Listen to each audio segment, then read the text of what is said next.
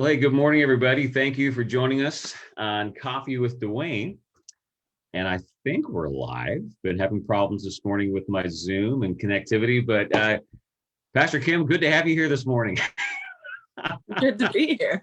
We had a few kinks. Man, I take 1 week off and I've lost my mojo. So, hey, everybody, thank you for joining us as you're coming online this morning. Would love for you to say hello. I've got my Facebook open here on the side. So I would love to hear from you. So today we're going to be talking about discipleship and getting connected and what that means. So I always look at my friends. I have so many wonderful friends who continue to show up. And I see Ruth McDougall's here. Ruth, good to see you this morning. Selena, good morning. Aletha and Marianne Barnes and Naomi. Naomi's part of your discipleship team. So yes, she is. You've got your crew showing up this morning. So as we get going, if you're just joining in, you know that I'm here with Pastor Kim, Dr. Kim. You have a lot of titles. You must be really smart, Kim. And fortunately, she hangs around with us. So before we kind of dive into discipleship, I thought it might be good. People may not know your story. So maybe you can kind of give us a bit of your background in ministry, because you've been in ministry most of your life, right? Yes, God called me into ministry when I was 12, and I started teaching Sunday school. And from there, he sent me to Bible college. And then I was a youth pastor in California for a few years. Actually, you know, my life has woven between the workplace, like the corporate world, and the church world. And so I worked for a bank when we were first married, and then God told me it was time to go back into ministry. And I went into I sat in the parking lot and told God I'd do anything the pastor asked me to do, even teach missionettes, which for me was like the most boring thing I could think of. And he asked me to start a youth group. And so I started a youth group there, and Wes and I worked there for 3 or 4 years. And then we came back up to Washington, and we had a short stint as youth pastor at a home missions church. And then we went to Calvary Christian Assembly, which is actually where Wes grew up. Wow. So we were there for quite a few years. And then eventually I came on staff and was part of the staff there. Wow. So you kind of blew by the beginning, but I mean, for me, I was surprised to hear, well, I guess not surprised, I just didn't know that you actually were a youth pastor at 2 churches. And tell us about that ministry in California. You were telling me earlier how you grew the youth group from like 6 kids to like 40 something kids. Yeah, we started with 6 kids that, you know, the reason they needed a youth group started is because all of their kids had just gotten to 6th grade. And so we started with 6 sixth graders. And over the next few years, we grew to over 40 kids. And so, and we did a production, like Wes and I did a lot of drama with the children at Calvary. Before I went on staff there, we were over the children's drama. So we did a lot of drama with the kids. We did a lot of outreach and just growing the group and really enjoying the kids. Wow, that's really cool. Well, I mean, as it kind of speaks into your heart for discipleship, because you know discipleship starts when you're a child and bringing them up. So that might be a good segue into kind of talking about what you're doing here at Shoreline Community Church. So how would you describe what you do here at Shoreline Community Church? I have a wonderful discipleship team that I work with, and we get to help pave the path for people to get to know Jesus better in groups primarily. Yeah. Well, and as I mentioned earlier, teams are very important to you. So you do that through a team of people, yes. Right? Yeah. Yeah. I am completely incapable of doing things on my own. I have a very narrow field that I'm good at. And, but I have a wonderful team that is doing a fabulous job of helping steer what our next steps are and helping look out for the things, and also just pulling in responsibility themselves, and they're growing and really picking up a lot of responsibility and doing a great job. Well, and I know, like, as it relates to discipleship, one of the things that's very important to you is getting everybody involved in groups, you know? So why is it important for people to be involved in groups? Like, why, if someone said, you know, Kim, you know, I got a lot going on, why should I get involved in a group? How would you answer that? I have a lot of different answers, but the one that's coming to mind right now is that you can only see from your perspective. And when you're in a group, there's a lot of other things. I'm reading a book by John Bevere right now too, and he talks about the Navy SEALs. And Navy SEAls never worry about themselves because the rest of the team has their back. And when you're in a group, you have other people who have got your back. They are able to see things that you aren't able to see. They're able to show you perspectives that you didn't consider before. And walking with a group just really expands your ability to hear God's voice, but it also means that you're hooking arms with others and you're not easily rabbit trailed by the distractions of life. Yeah, I think I don't know about you, but there's been seasons where I think I rabbit trailed for 2-3 years, you know, and but when you have a group that you're walking with, that you're checking in with regularly, it keeps you focused on what God has called you to do. Mm-hmm. Yeah, I'm trying to think. I think that might be the same book that I read. Do you have that title, the John Bevere book? Yeah, it's Killing Kryptonite. Yeah, great author, outdoor guy. He's a dog guy. He's got a dog. I love his books. He talks about taking off with his dog so many times. So he's been an inspiration for my dog coming through. But that whole aspect of ironing sharpened iron, sometimes that can be tough. What makes it difficult, do you think, for people to get in groups? And then like what helps people engage in groups, do you think? I think the biggest thing that makes it hard for people to engage in groups is making the time for it, because we have set patterns in our life that we know that we all like sameness. So when you have a set pattern in your life, you don't realize what you're missing if you've never seen it. Like if you've never tasted sugar, you don't know that you like sugar. Right. But you and your body would probably be a whole lot better shape anyway. Mine would. But I wish I never tasted sugar. That would be okay. Squirrel. I'm sorry. So, but in a group, if we're talking about barriers to joining groups, the other one is our root desire in our heart is to know and be known, but the result of sin means that we are very self-protective. And walking with others requires at least some level of vulnerability. In a group, you get to share what you choose to share. Nobody's peeling off your layers for you. That's between you and God. But there's some part of us that fears that vulnerability, I think. Yeah. I was talking to somebody once, and they kind of imagined group as a place where they came in and they were surrounded with people that would ask them awkward questions or invasive questions. And I said, really, it's just groups is a great place to find friendship and to talk about how we're following Jesus and how we can encourage each other. Right. I think one of the things I love about groups is, and I've seen it here, I've seen it every church I've been at, is that they're a group that, they talk about how to help each other following Jesus, but they're a group where they're there for you. You go through a hard time, they're the ones showing up with the meals before the pastor even knows, And here it's been cool that I've seen people go through difficulty, and by the time I found out about it, their group, they brought them meals. If they had kids, they had babysitting. If there's a financial need, they start giving to it. And I was like, man, that's great. At that point, I'm coming and going, well done. That's amazing. Right. And I think that's one of the great things about just really equipping others for the works of ministry that overflows into culture and society. So. Right. Well, and we're as Christians, we're called to be connected to God and connected to others. Yep. And connected to self. And groups hit all three of those things, because you get to know yourself more as you interact with others. You get to build relationships with others and build those skills, and you get to know God better. Yeah. Well, and that's how you grow. So many of the people that I've seen, and even we talk about the saints at our church being these mighty oak trees that the Bible talks about. And when you look at them, they're people that, man, they're connected. They have friends, they have relationship, they have people that they're talking about Christ with, and then they're applying that at work, at home, wherever they go, because that becomes a catalyst for helping them, go out and then make disciples and encourage people in Christ. So I heard an illustration recently, and it might have been you guys, or it might have been somebody else. Oak trees grow in groves, That was And talking about that. with the roots being so, they're shallow, but they branch out.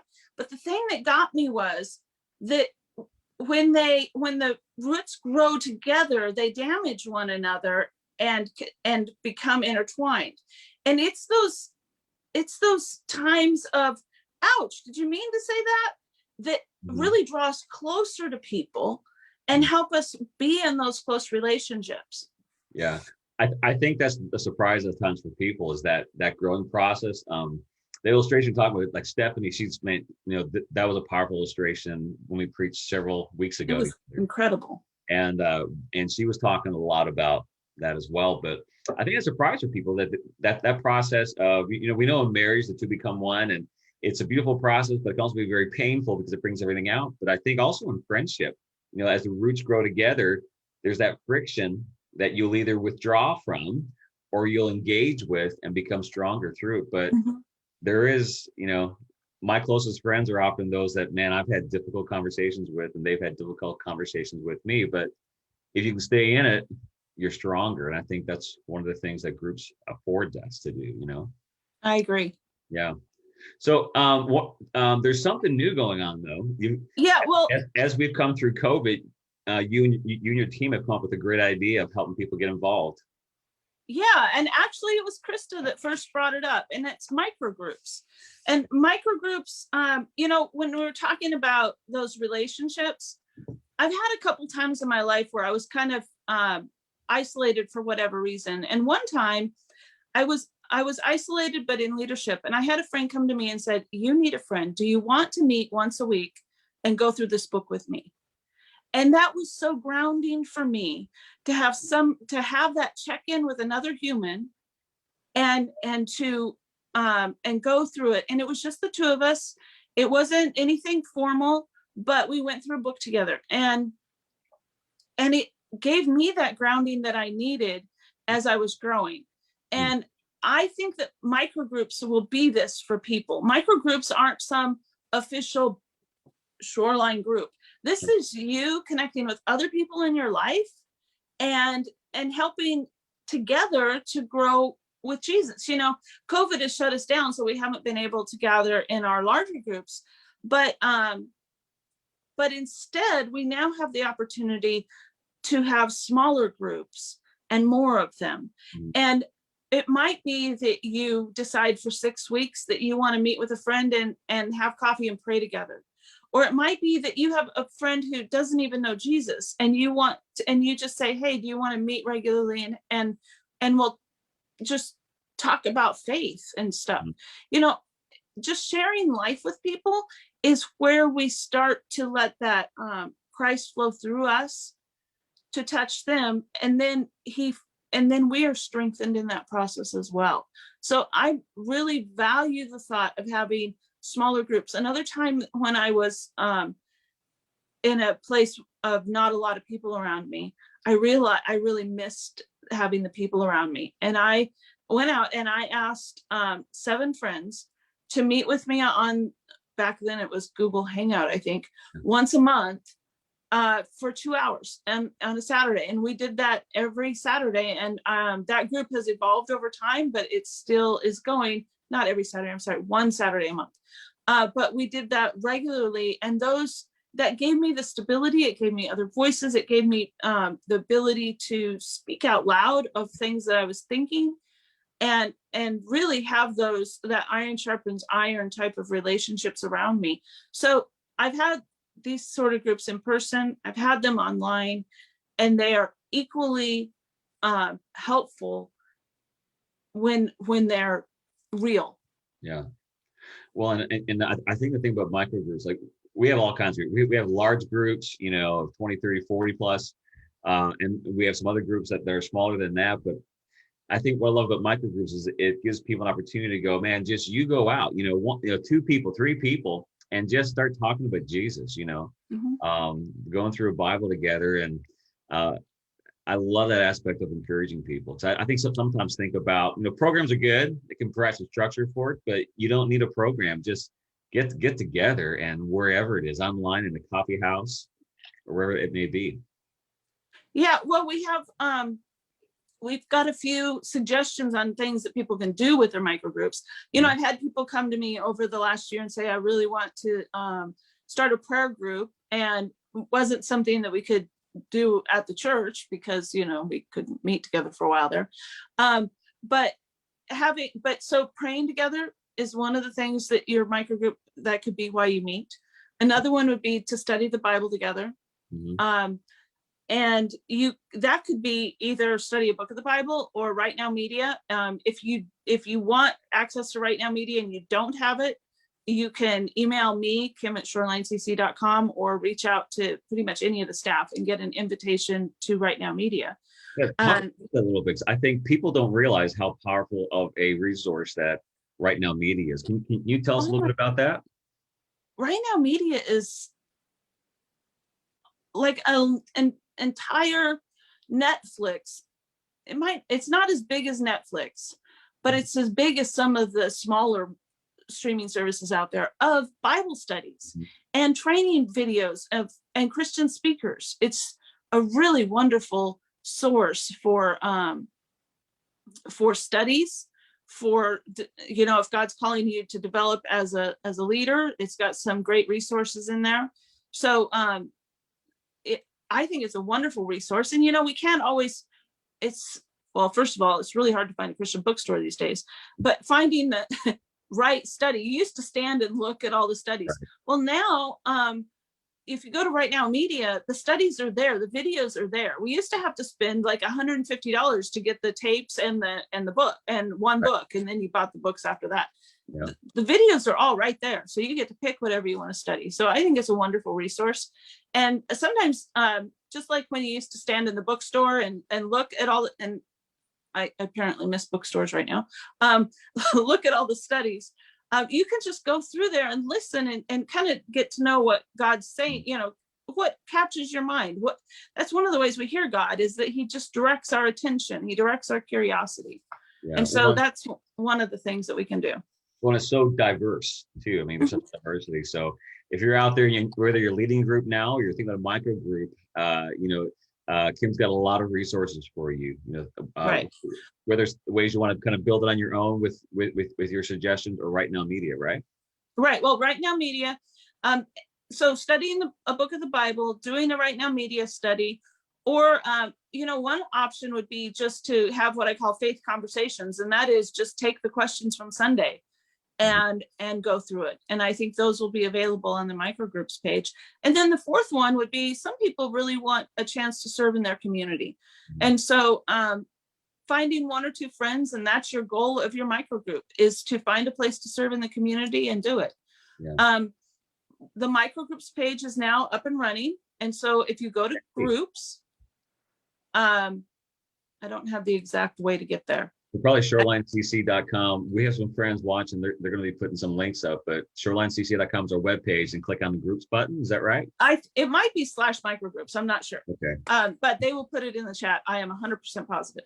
But we've got videos up there on how to start a group. The discipleship team put together these videos, and they did a great job. I'm so proud of them.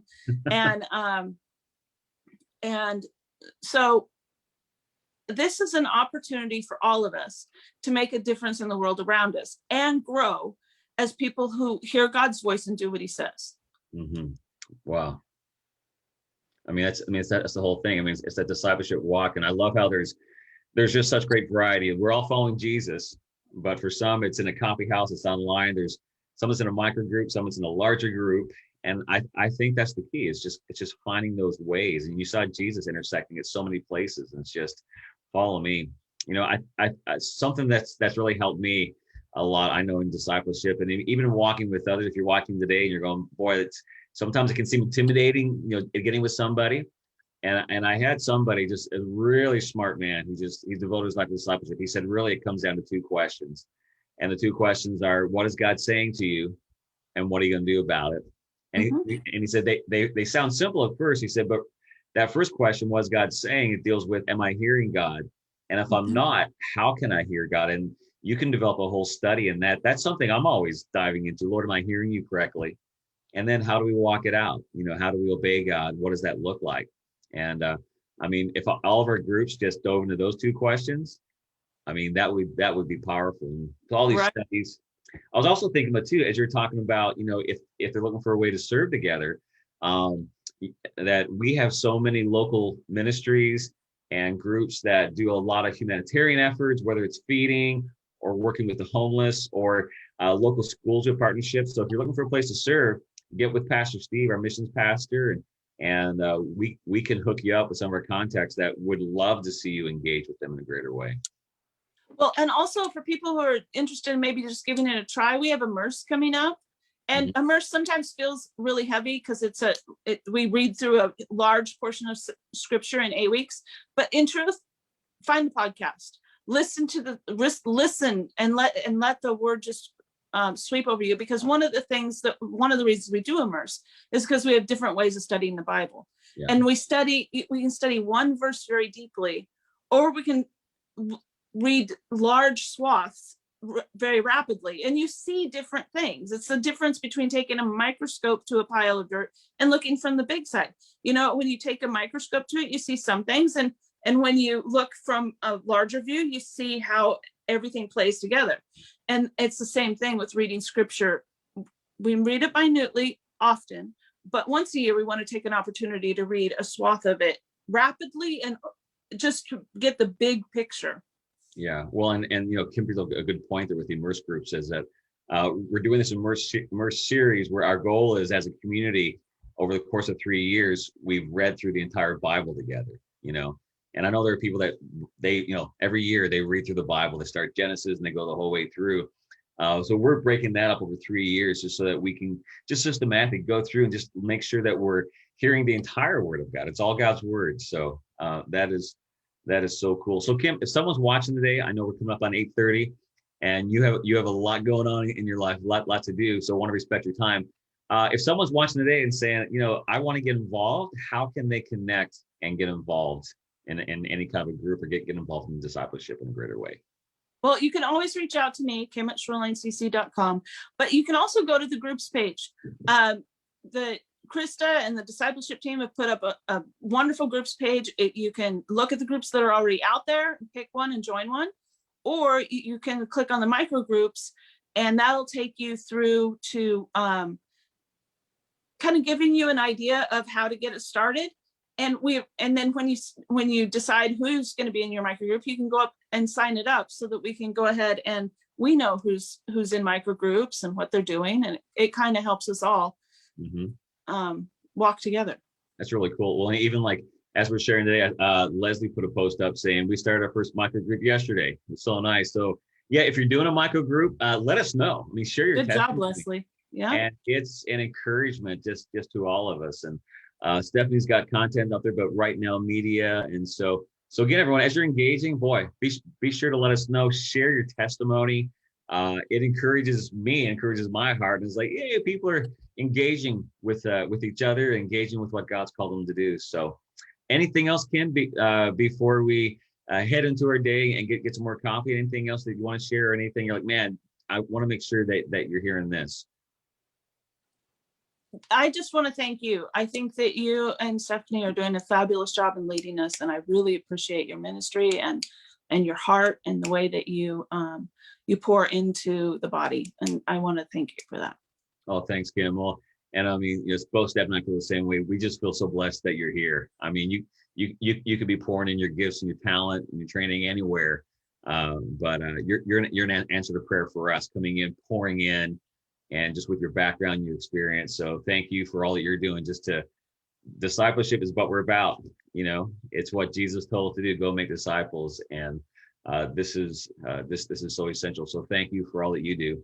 And everyone else, thank you for watching today. I'm always, if you see me looking to the side, because I'm looking at your comments and seeing everything over, it's so encouraging. So as you walk through this day, if you're not involved in a group, man, engage. And if you are, just know that we're with you, and anything that we can do to help you and encourage you, we're there for you. So love you all. I pray that you have a wonderful day. Be sure to join us tonight. Pastor Steve will be leading prayer service tonight. So Pastor Steve just does an incredible job leading prayer service. I mean, everyone does, but be sure to join him tonight as he leads in prayer. And then we'll see you this weekend. This weekend, going to be talking about Elijah in our 40 days, 40 nights series. Excited about that. And also our youth are doing their first in-person youth gathering, which is really important. So if you know any youth, make sure that you're connecting with them and going to our website. So however you're connecting, just keep connecting, keep loving. We love you all so very much. Have a wonderful Wednesday. And again, thank you, Kim. Have a great day.